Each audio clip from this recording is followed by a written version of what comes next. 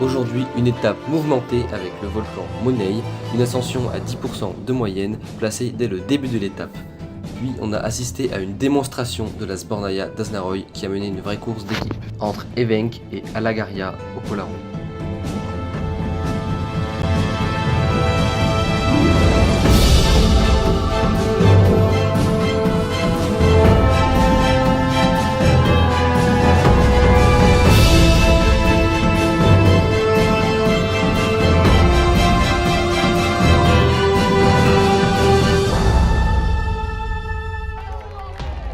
L'échappée du jour est composée de l'Akitsune Pekenson, du Sunrisien Magdan, du vainqueur de la veille, le Polarien Iknavel, et de deux coureurs d'Aznaroy qui semblent préparer quelque chose.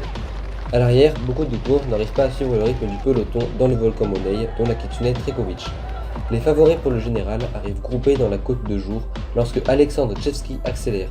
Il se retrouve à l'avant avec son coéquipier Boris Ivanov, avec qui il va finir l'étape, et Chevsky va remporter sa première victoire sur le Tour, pour la première participation de son équipe, la Zbornaja d'Aznaroy.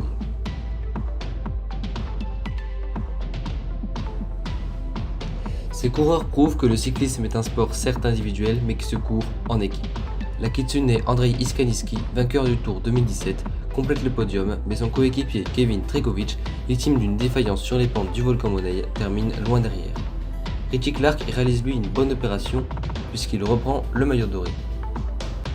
Celui qui le portait au départ aujourd'hui, l'Aradien William Perrin, dégringole à la 10e place du général après une étape qui ne correspond pas du tout à ses caractéristiques de sprinter. Pas de changement au maillot orange, mais après son coup de force, la Zbornaja prend la tête du classement par équipe.